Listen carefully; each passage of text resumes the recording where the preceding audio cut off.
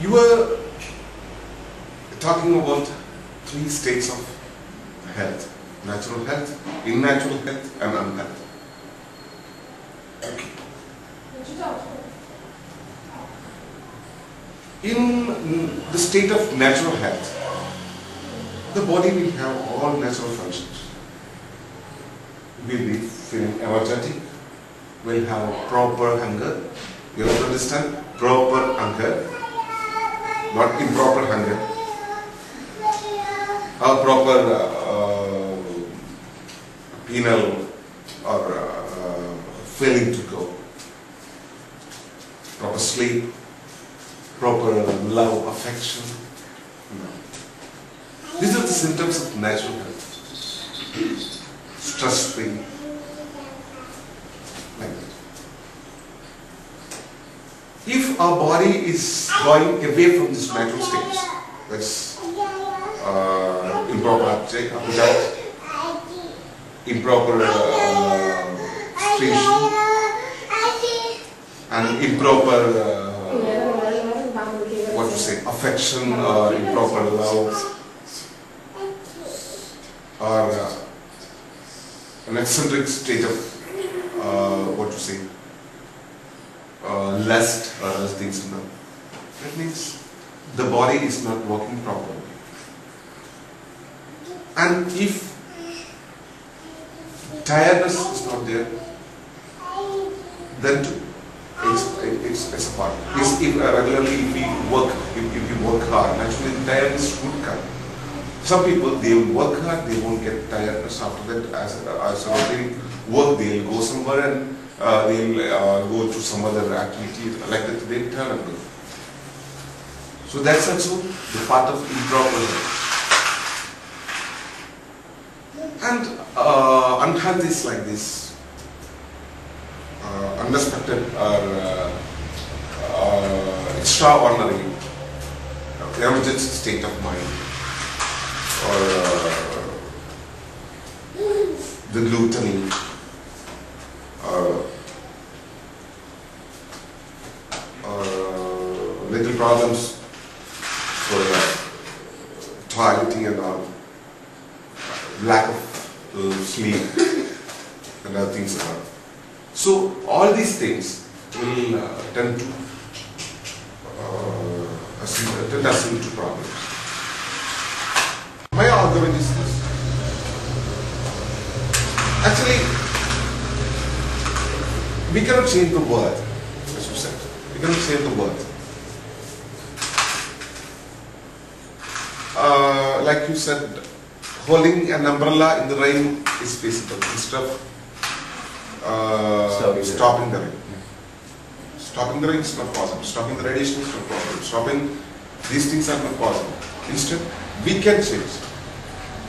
So for the world to change and how to change, that we should know. We cannot change our food at all. We cannot change our food. Instead, we can change our food style. First of all, we can change our food style. So, first of all, let me say something about the food styles. Every day in the morning, early in the morning, we'll wake up and have a coffee, and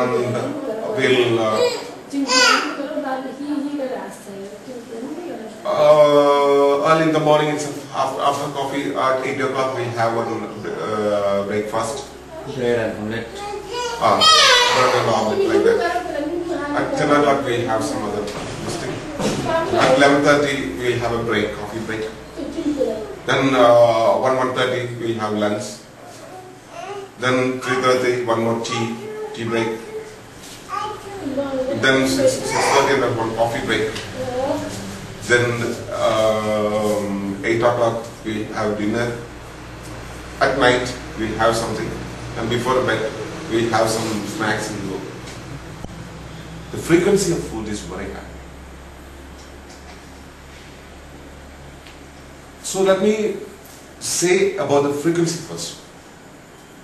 See, our body has a state that the body will take much of time for the digestion of cooked food.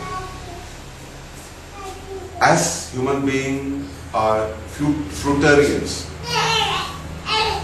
the non-veg foods or cooked foods or such junk foods and all cannot be digested by the body easily. So if we have the raw rice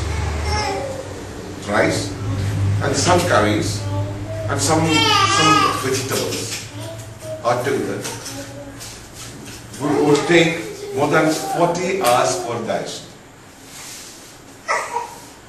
And the major speciality of the body is that the first stage of the digestion will happen only when the other both stages are free. The first stage will finish and you can push all the food consumed into the next stage. That will get the digestion. After that will be pushed to the third stage, elimination stage. There the process would happen. Like the process is cycling. So after finishing up the first stage, how much time it have taken already? With the half of that time, the second stage will finish, and up to that time, again the third stage will take. So if the food processing is happening in our second stage and it has not entered into the third stage, again if we put some other food into our mouth, the second stage would stop and again first stage will start working.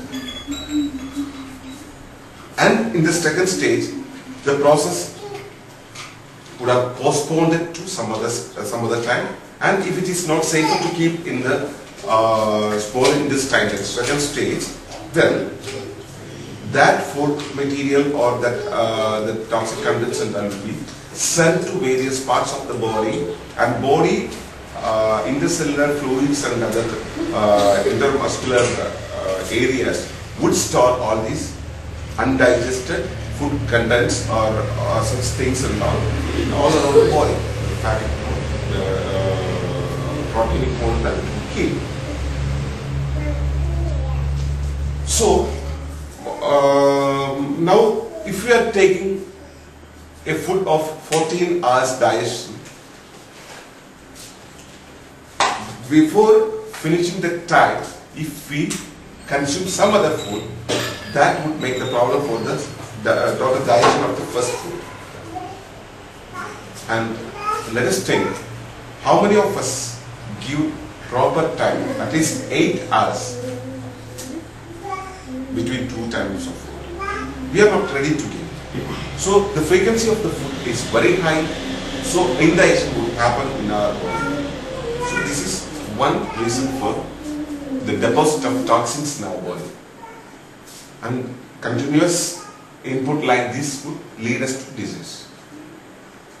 We lose our energetic state, the proper vitality, the proper mental balance, the proper sleep and everything. Slowly it will calm down and we'll jump into disease. The other aspect of food is, I said human beings are fruitarians, but we have the food of birds. Grains we have, corns we have, vegetables we have. Okay, that too we have. But after cooking we have cooked food. See, if I put you into a boiling vessel, you will die off.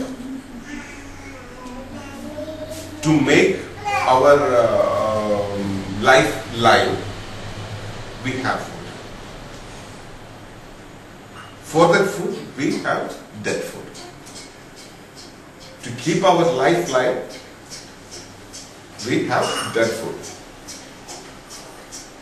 And dead food means, see, now see, one person is dying. As soon he dies, if you hold the body of that person, that will be free. The body will be free. After an hour, it will have, the body will have little stiffness. After 2 hours, too much stiffness. After 6 hours, the body will stand like a stick. So dying process is a small process. So when we cook food, for first 2-3 hours, the decay will happen, and after 3 and 4 hours in that would be dead.